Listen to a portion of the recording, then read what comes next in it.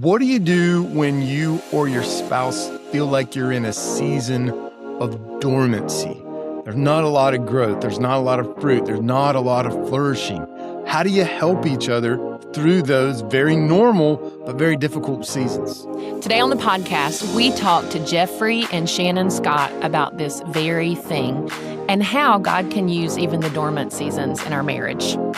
You should listen. If you're watching this, like and subscribe to this channel. It helps us keep going. Oh, don't you know it's called rolling out the prison? Marriage podcast. Jeffrey and Shannon Scott just celebrated their 27th wedding anniversary. Oh, same as us. Way to go. Congratulations, 1998. Yes.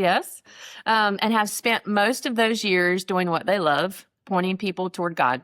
Jeffrey's a songwriter, producer, and touring musician whose career has taken him across the country leading worship and making music. Shannon is a Bible teacher, writer, and the host of Everything Made Beautiful podcast, which is incredible if you've not listened to it.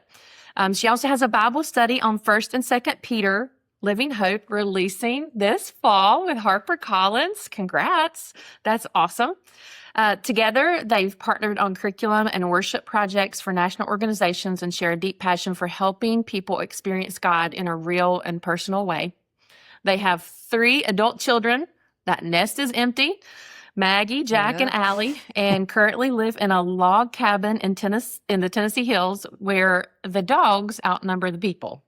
Wow. Which is fun. So welcome to the podcast. That's what we were By what hoping margin? for. How many dogs? 4 dogs. Okay.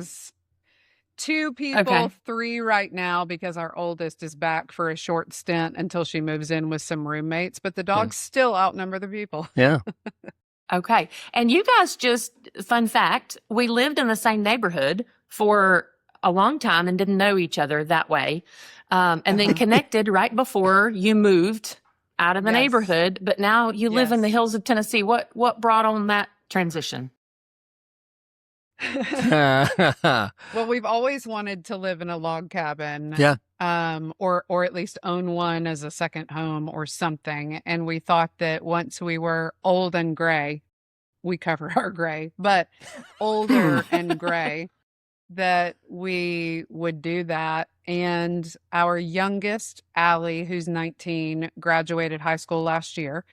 And we looked at each other and were like, we don't need a big house in Franklin that has more empty rooms. I mean, we had, we never went to our basement anymore, and we never went to the second floor anymore because we had a master on the main. We were like, we have 2 full floors of this house. We're never even going in. Our kids actually told us, you should sell the house. And I thought, wait, what? Don't you want to come back here with your children and my grandchildren? And they were like, no, we don't care about that, because we have moved a lot in their life. And so we started looking at each other like, should we move? And I was not for it because I despise moving. Yeah. I despise it. I think that's forget the prison system. Just make people that have done bad things move people all the time as punishment. I think that would be far more effective than people in prison. But I was not for it. And then Jeff met with a realtor friend, and the realtor was like, well, here's what you would get if you sold it. And then suddenly I was for it. Yeah. True story. So we started looking on the internet and found this cabin. And we came and looked at it and thought, there's no way we can do this. And just thing after miracle after God's provision fell into place. And so now we live about 2 hours outside Nashville and literally live on the top of a mountain in a log cabin on 6.5 acres. And we are as happy as we've ever been, I would say. You have no regrets. You love it. None. No. Yeah. None. Let's go. Wow. We're Well, I'm both glad you pretty guys could share quiet that and story. introverted people. So it fits us. The downtimes are really good. Yeah. Yeah. Well, Jeff, I wondered if you wanted to spend the rest of our time talking about guitars. Yes. I was prepared. I have a deck I can, if you don't mind me sharing the screen. That's cool. No, please. Absolutely. I think it'd be great. Shannon, we'll just hang out while they do that and just look at them with as the fans Lovingly. that we are. Yes, I like you thought did when you we were in got- college. in the We've 90s. got two musician husbands, and we're supposed to not talk about music this whole time. Got it. Right. We'll see if we can get there. Okay, but here's real talk. Here's what I want to talk about, because I just listened to a podcast that you had. It was a 3-part series, and it was so interesting to me because it was on dormancy. The title is "Dormancy is Not Death." And it really caught my attention. And so I wanted to talk a little bit about that, particularly about how that relates to marriage. And so, but before we do that, when you say dormancy, like explain a little bit of what you mean when you use that term. Yeah, the really short version that became that podcast series is I was in Florida with a friend of mine, and I was standing outside looking at trees that I see every time I'm in Florida.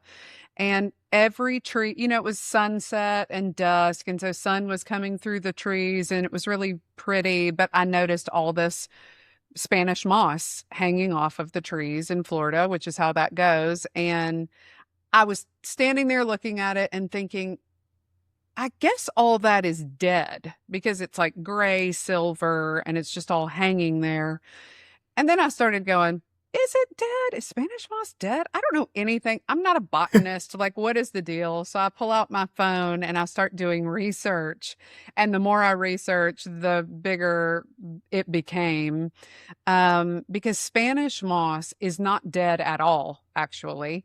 It's also not a moss, which is interesting, but I'll save all the science, but I'll just say it's not dead. It is colorless until it is rained on, until it has moisture in it. And when it does, it goes transparent. And the green underneath it, all the chlorophyll that's in there is exposed.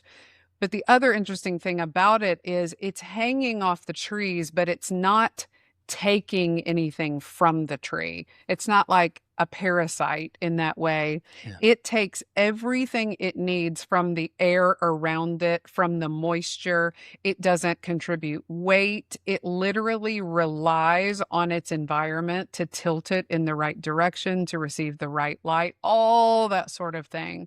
So it is literally just resting there, receiving nutrients from the environment it's placed in and not taking anything from the environment in terms of the tree that it's on. And so I just thought, what a great picture spiritually, and the puppies. The way that we are supposed to be engaged with the Spirit and where we are in the place that God has placed us. And so I then contrasted it. The reason it was 3 parts is I contrasted it with another very prolific plant that I'm aware of growing up in the South, which is kudzu. And kudzu basically is the opposite. It sucks. It dwarfs everything it comes into contact with until the shape of it is erased. It is considered a noxious pest by the government now. And so it was just an interesting dichotomy between those two things. And so my encouragement to listeners and to myself, as I was just reading about how God has made Spanish moss, is that just because it looks gray, it looks lifeless, doesn't mean it is. It's in a season of dormancy. It's resting. It is receiving from where it is placed, and it is trusting that it will be in the right light that it needs in order to flourish. And when it gets rained on, when that spring comes, it glows green. It also, interestingly, emits this sweet fragrance when it is thriving, and that is such a picture of what we're supposed to be as believers. Yeah. So that's the rabbit hole I went down of just encouraging people that just because a season seems dead, it may not be dead, it may just be dormant, and we have to have dormant seasons if we're going to flourish in the spring. Yeah. That reminds me of a favorite Nicole Nordeman song. I think it was called Seasons. Seasons. Do you remember that song? Yeah, I do. Oh my God. Yeah. That was I like great. that Yeah. song. Yeah. Well, so connect that for us with marriage then. We have dormant seasons as believers, but what does that do to a marriage? Maybe you could say in general from what you've observed, or personal story of seasons of like, maybe I'm I'm having a season of dormancy, but Carl's not, or maybe Right. you are and Mhm. Jeffrey's not, that kind of thing. What does that do? And have you guys experienced that before? Nope. All flourishing all the time. So glad to hear it. Rainbows and ponies and unicorns. Glad. I'm Okay. just Yeah. I'll close Yeah. this in prayer and we'll Yeah. be good to go. Fantastic. Awesome. No, we have definitely experienced seasons. Because we've moved a lot, we have Mhm. experienced a lot of different seasons just automatically. And I don't know that we always understood the pressure that external things were putting on our marriage. We just Mm. made assumptions about we're going to be fine. It's going to be great. We roll with it. We're high capacity Mhm. people. We have a lot of vision and a Yeah. lot of will, and we're good.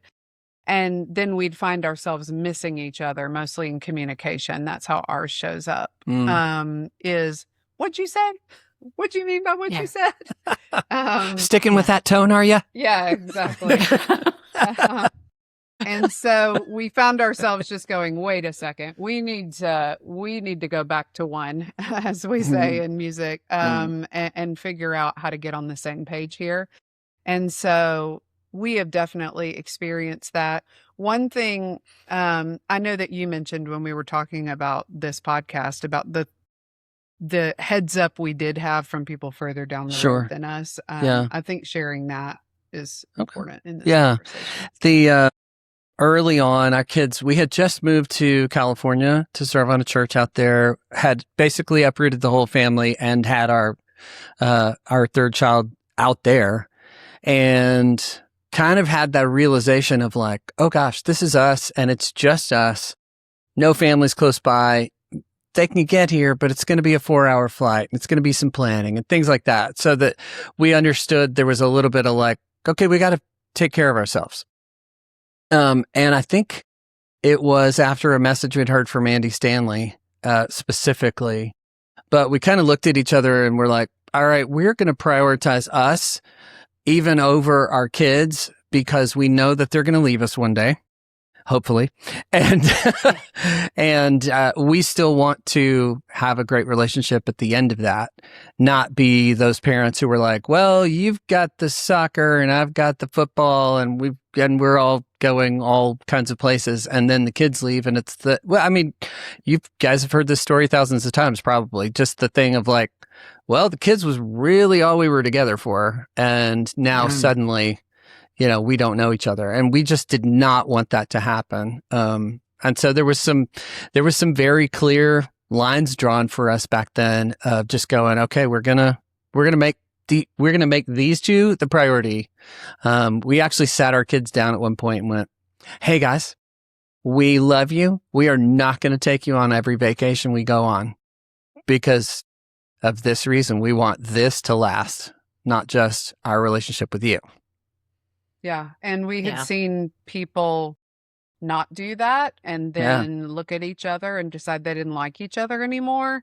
And we did not want to be those people. And so our kids, now that they're adults, will tell that story of, yeah, mom and dad left us all the time and we're going to like the Cayman Islands. And I'm like, yeah, we were, because this is forever. Yeah. You're on your way out in just shy of 2 decades, probably. So, And that's is it one probably thing we right? did. Is it probably right too that the kids, when they tell the story that you guys left them all the time, it's not like they're not rehearsing some trauma that they had. They're probably saying a thank you for investing in the thing that mattered. That was probably, I think that's some of the best parenting that a couple can do for their kids, is to show them that they're not the center of your relationship. But Christ is the center of your family, and then your marriage is a reflection of that. That's my blessing and congratulations for being those kind of people. That's awesome. Yeah. Thanks. That's pretty great. So what's the difference for somebody that's maybe been in a dry season? What's the difference between a dry season and a dead season? How do you make a distinction when it's just feeling dry? How do you get out of dry before it becomes dead? Maybe that's the better way of asking that question. Yeah. Well, You know, I like to say, especially as it comes to spiritual things, only God gets to determine when something is dead. So if he is the resurrection and the life, then he assigns this is or isn't dead to it, regardless of how we label it. Um, and so I have found for me that the way that I can tell, am I dormant and dry or is it dead, is if I contribute what I know I can bring to this, which is pursuit of Christ, time in his word, wise counsel, prayer, is there life there? And can other people who aren't as closely connected to it see something that I can't in this? Or am I hanging on to something that should have been in the ground a long time ago and done with? And I find when I'm in a dormant or dry season, I'm not the best judge of what it is. Often it takes people who are not as closely connected to it to speak into that and reflect back the truth of, hey, you know what God's called you to or asked you to do or given you a vision for or put a heart in you to do. So don't bail yet. Just dig in. Or, hey, I think you're hanging on to something that you need to let be done. And I've had both. I have absolutely been hanging on to something that God said lay down a long time ago and had people have to say, hey, pumpkin, you need to let that go. But I've also had a friend say to me, hey, God has asked you to do this. You haven't done it. You're calling it this, but I think now we just need to call it disobedience if you don't start obeying. So I've had both. But I think it's important if you're in a dry season, in order to determine, is this dry because the life has left it, or is this dry because it's entering some dormancy? It's really important to have people around you who can see what you can't see.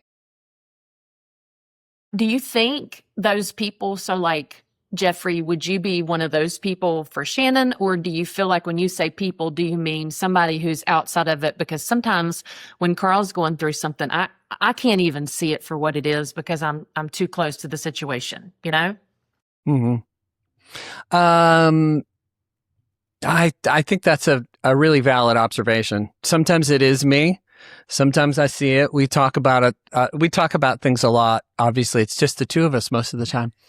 So, but yeah, exactly. But yeah, we're also not, check me if this is right. We're also not afraid to dive into stuff and kind of go, all right, we need to talk about this. Yeah, absolutely. It's been actually an interesting thing that Maggie has been back to the house with us over the last several months, because now there's another perspective, and it's fascinating to kind of see her take on things as we talk through stuff, or as we overhear conversations that she's having with people, and kind of go, hey, let's talk about that a little bit more, because that was something. Yeah.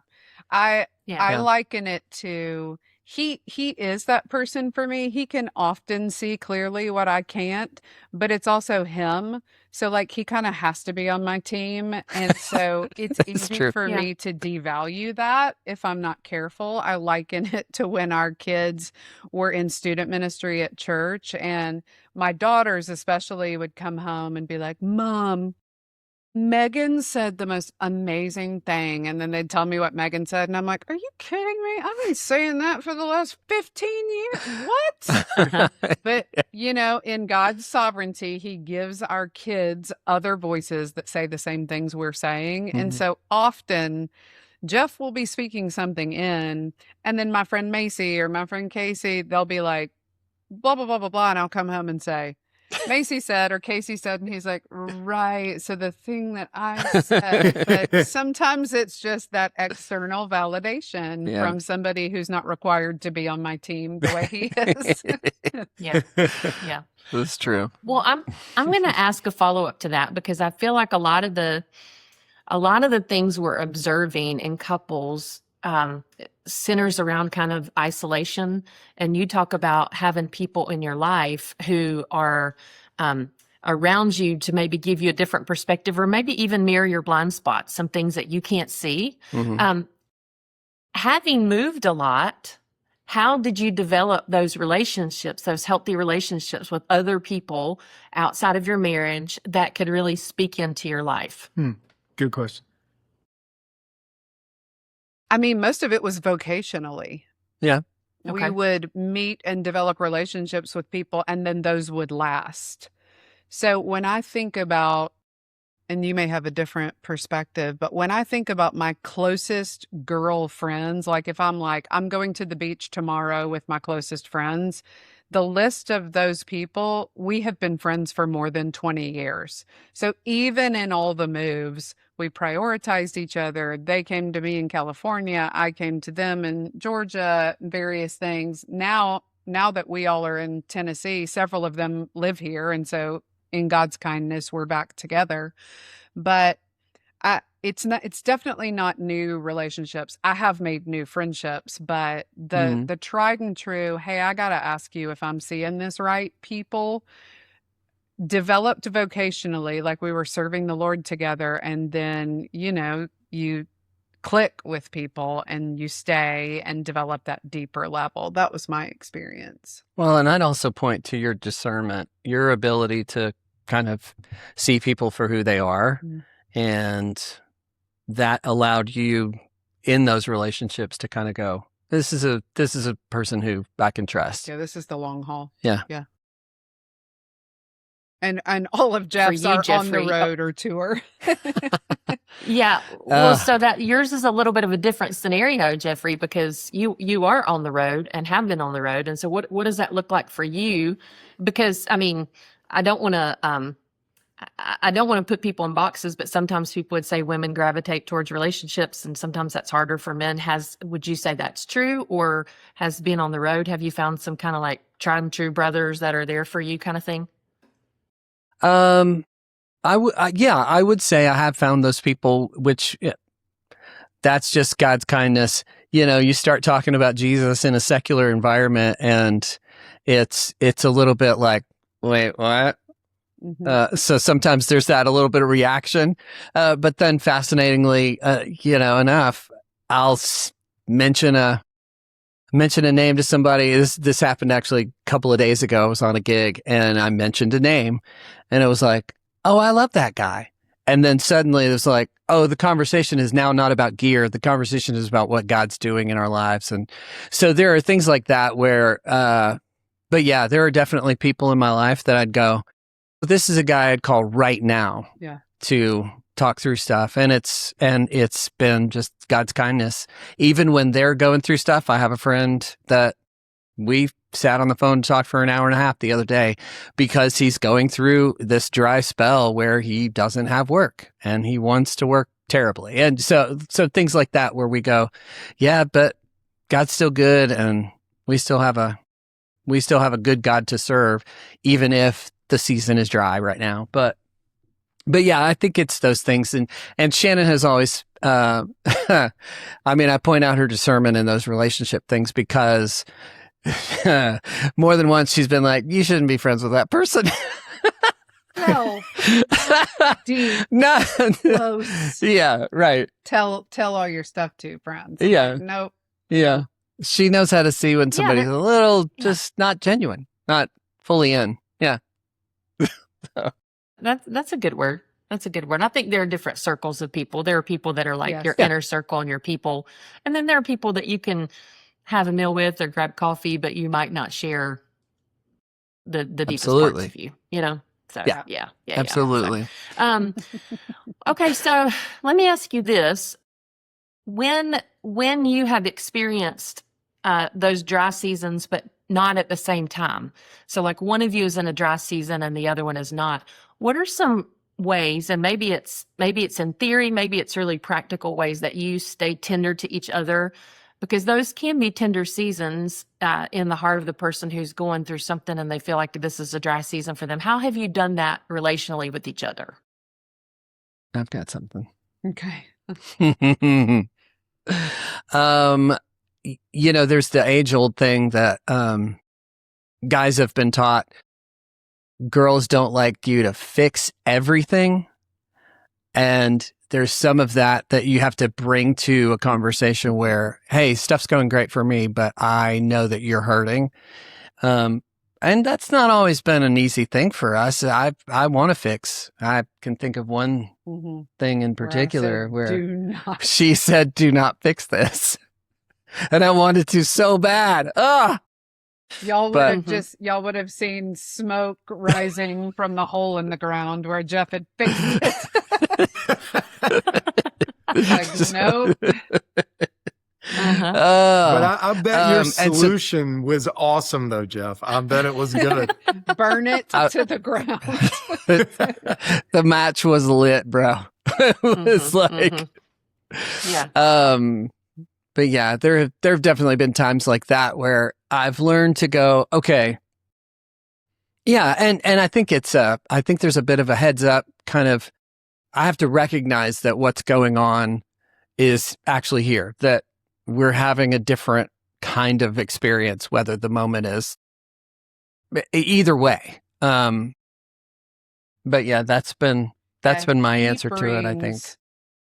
He brings presence and service when I'm in a season that's disorienting, and he tries to like be the safe place for me to land. And in seasons, for him, it's usually overwhelm. It's just like, I don't know where to do next. Kind of like I'm like short circuiting is what he'll just short circuit. And I can bring strategy and organization and, okay, here's the next right step. Let's take that. And that settles him. So he provides a safe place for me to land, which settles me. And I can provide structure and rhythms and a to-do list that settles him. And it was really kind of the Lord to make us different in that way. And so far, with the exception of just a couple of really, really short bursts of seasons, we have not been imploding at the same time. We're able to be, the other one is doing well when one is on the struggle bus. So That's good. That's good. So then talk about that, because sometimes the dry season is because life is coming at you both at the same time. And you're both in a hard or dry season. And so how do you support each other when you're like, man, I'm barely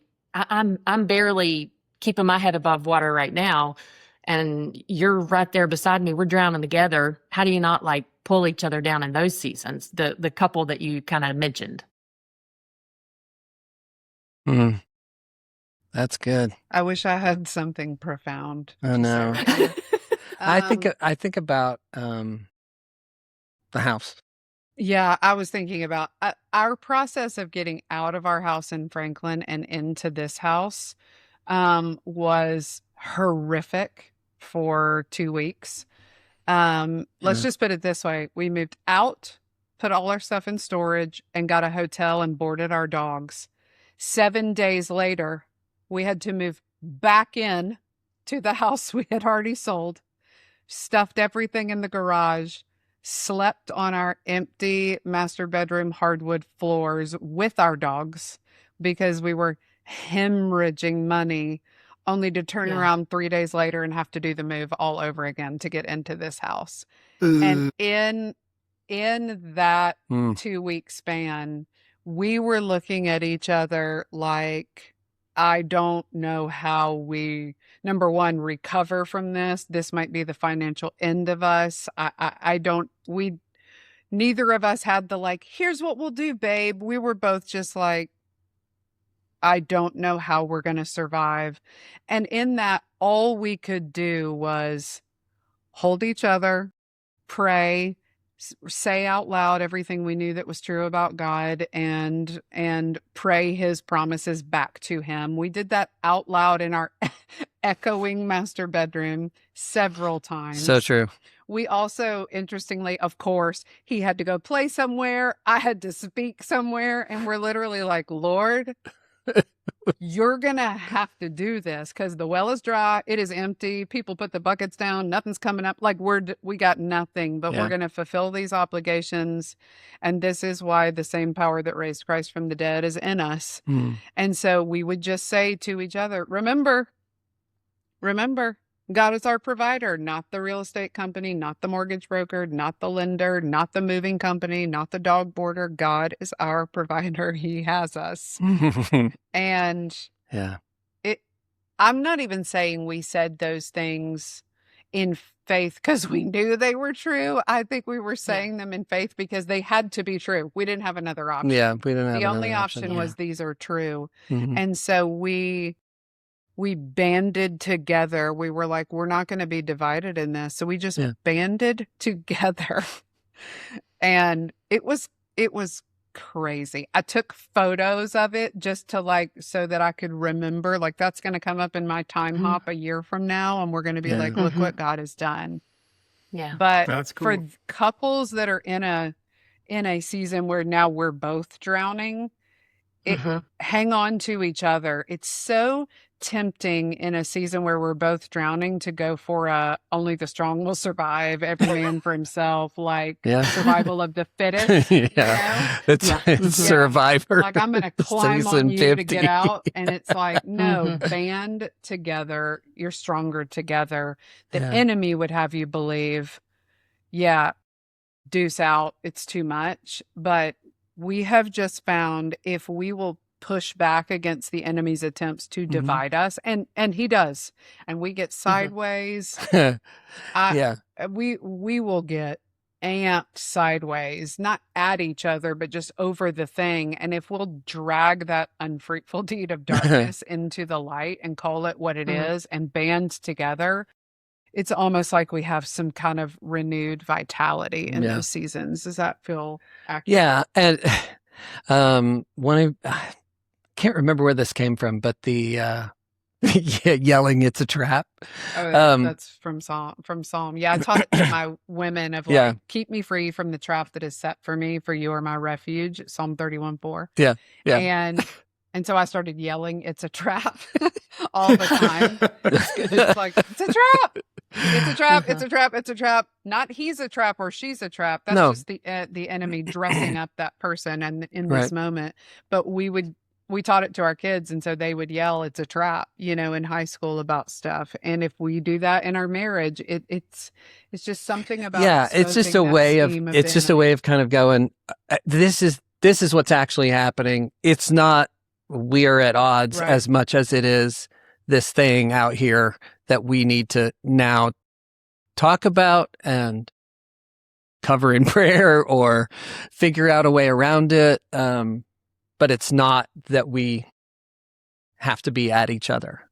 And if I can just say this, there's this, I have noticed, I spend a lot of time talking to a lot of women, and I've noticed this kind of pervasive thing that has become part of our culture, kind of along the lines of the you do you, boo, thing that is terrible, garbage theology. I'm going to edit that out. I love it.